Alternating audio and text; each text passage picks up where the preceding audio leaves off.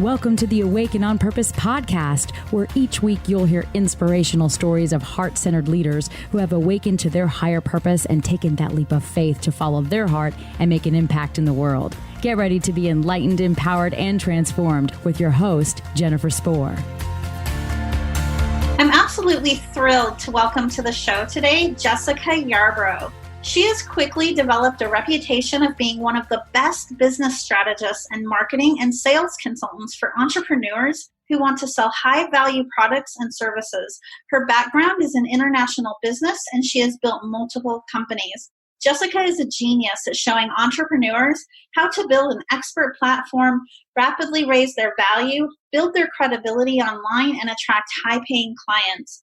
She travels the world teaching and inspiring entrepreneurs and helping them grow their influence and make the income and impact they desire. Welcome, Jessica. I'm so happy to have you today. Oh, thank you so much, Jennifer. I appreciate it. So with that being said, I would love to jump right in here. And I'd love to know what inspired you to do the work that you're doing today. Well, I had really transitioned out of the marketing, the business world, and onto my spiritual journey and really diving deep into meditation and yogic practices. And I had gotten pregnant with my daughter and really had to start over building my business from the ground up. And what happened was people around me began to see my success. And I had so many friends of mine reaching out saying, Jessica, how are you doing what you're doing? We've watched you go from kind of not being in the business world anymore and, being a yoga teacher to now building this really successful consulting business. Can you teach us? Can you show us how? And I kept getting the call from others to really step into the role of teacher. And so that's when I transitioned out of doing things for people in terms of marketing for their business and into empowering them by teaching, by training them how to do it in their own. That's awesome. What you said about how others would approach you is really key, because a lot of times the greater work that we're meant to do is something that might seem like common sense to us. Mm-hmm, exactly. Every experience in our lives shapes who we are. What experience in your life do you feel has been significant in shaping who you become today? I would say the birth of my daughter, though I think I shared with you privately, right, on one of our calls, kind of what my journey was as far as my spiritual awakening. But even beyond that, I would say that the birth of my child just, split you open, right? I mean, children are a next level of commitment and growth and compassion and love. And her coming into this world became a real motivating factor in creating this incredible life for us. And I believe she ultimately brought me into the woman that I am today. And she has made me a better teacher. She's made me a better coach. Gosh, I love that so much. You had also mentioned, having a spiritual awakening. There are a lot of people out there. A lot of times what happens is it can take like the loss of a loved one or some kind of major event to take place in our lives to shake us awake, essentially. Was that something that happened for you, or did it kind of happen differently for you? No, I think it was a culmination of things. I was working really hard in a startup company where, a month is a week. So you need to get done in a week what you would in a month. And we had a lot of pressure from the investors. Of course, they wanted their return. We had resources dwindling. Obviously, you have to generate revenue very quickly in a startup company and a big operations. And so all of that stress and pouring everything into my business, this actual company, just really put me on the path towards burnout. Now, I had already been doing a lot of inner work anyway, so I think it set me up for the awakening. I was already kind of been seeing a hypnotherapist for years, so peeling back layers that way. I had already begun my yoga journey and could feel shifts happening. But what I was doing, the path I was on in my company, was no longer in alignment with my journey. And that's ultimately what's happening. Like there was a path that I was on and I could continue down that road. But the awakening that I had, which was actually on vacation in Thailand, another like a fork in the road appeared where there was a new opportunity where I could still achieve an amazing life, but on a different path, if that makes sense. Yeah, it makes total sense. And not to sound cliche, but when you bring up the experience in Thailand, it made me think of Eat, Pray, Love. I know. You know what's ironic is when I actually did return, because I returned from that trip and I sold all my belongings and I actually I gave up my shares in the company and packed about 13 pounds of stuff on my back and bought a one way ticket back to Thailand. And at the time, I think that book had just come out and I remember reading it. So it was very interesting that that kind of had just been birthed into the world at the same time that I was embarking on my journey. It is. I got the goosebumps when you said that just now, too. Thank you. I know. I feel like the book that wants to come from me, that wants to be written, is actually in that same genre of Eat, Pray, Love. Oh, I'm positive there are so many people that could benefit from you, creating that. Well, it's on the horizon, right? Yay! Be excited to see it. There are a lot of people out there listening who may be at a crossroads in their life, feeling called to do more, to pursue a greater purpose, but they might not be sure how to move forward to actually do that.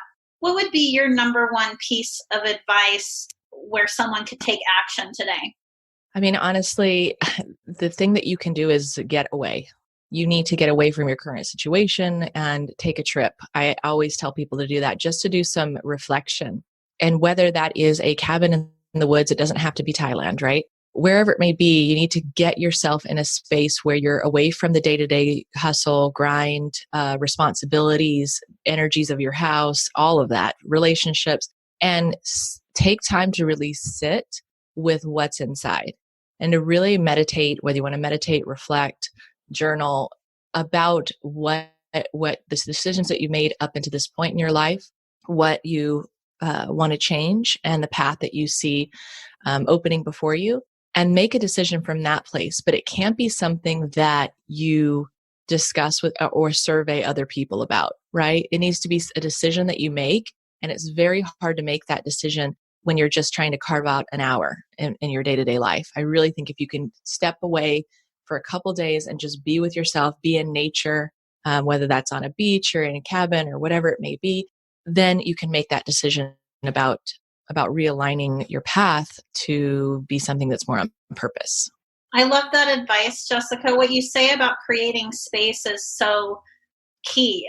Taking the trip, and what you also said about the fact that it needs to be more than an hour. So, I mean, that being said, right, I always suggest that people create a daily routine where they can create, space for themselves. But when it comes to deciding what direction we're going to go in our life, often that does take longer than setting aside an hour in a day to do so. And especially, as a high achiever, which I know you are, and a lot of the people who listen as well, we can sometimes treat that making time for ourselves as another item that needs to be checked off the list. Exactly. But you have to put it on there. And it's, again, this isn't just your self-care, which definitely should be happening, but like real time to step away. And again, don't ask your friends and family, because if you're going to ask them, they're going to talk you out of it. And that was something I was really grateful for, that I had made that decision on my own. And I realized, and after sharing it with everyone, that if I would have asked them, I would have been talked out of it. And you might be talked out of your dream for 10 or 20 years. And so you need to make it on your own. You need to shut off all distractions, go someplace that's rejuvenating, that's healing, where you can connect with nature, and then really drop in and trust whatever arises, whatever guidance you get, you have to follow it. After you had made the decision to move forward, how you were going to move forward, did you find it challenging to tune out, what others were saying about the decisions that you made?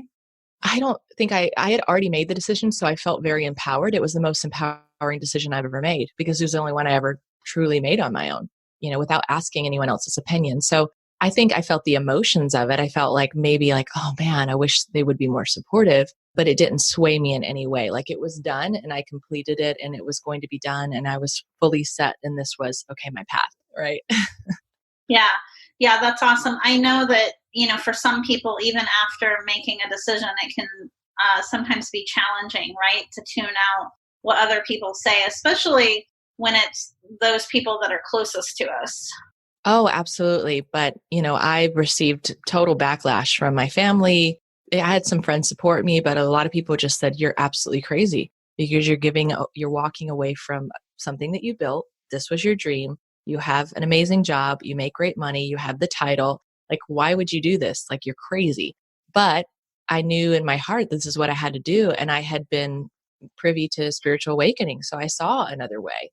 And I trust myself. I trust my intuition. I trust the guidance and the divine unfolding in my life. And in looking back, I can see the synchronicities and how everything that led up to that point really was in a divine order. In fact, I'll share this. I don't usually share this, but the name of my company was Satori World Medical, that I had built and that I walked away from. And Satori means a state of intuitive illumination. So ironically, the company that I built and walked away with actually led to my spiritual awakening, which led to everything changing in my life. Everything is divinely guided. I love Yes. it. I love it. And what you said about trust is really important too, because at the time that something is happening, we usually can't see the big picture of how everything's going to work out. And it may even be something that can feel painful for us, but having that trust and that faith in the unseen, it's so important. Absolutely. You have to have that faith. Jessica, how can someone find you? And is there anything else that you would like our listeners to know about what you're up to in your business? Yeah, I mean, I help really service-based entrepreneurs, those that want to embark on their coaching or consulting journey to monetize their genius, to take the unique gifts, brilliance that they have and actually build a business that can provide the income and the impact that they desire. So for anyone listening that is already on that journey or considering it, then definitely follow me on Facebook or LinkedIn, because I give away a lot of really valuable content to my audience. That's part of my mission. And take what you will. And when you're ready, go for it. Just take action on your dreams. It's not going to be easy. Entrepreneurship is a roller coaster of a ride, but if you hold the vision and you trust the process and you take aligned actions, you can create an incredible life for yourself. It's so true that it is a roller coaster ride, in fact. But yes, it's all worth it. I also believe that there aren't dreams on our heart that aren't meant to be achieved. Absolutely. It's there for a reason. Yeah, exactly. And it very well could be that, you're the first to create it. That's right. Mm-hmm.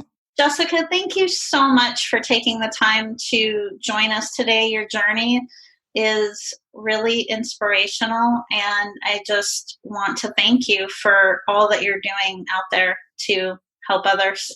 Well, I thank you for that reflection, Jennifer. I really appreciate it. Thank you so much. Thank you for listening to the Awake and On Purpose podcast.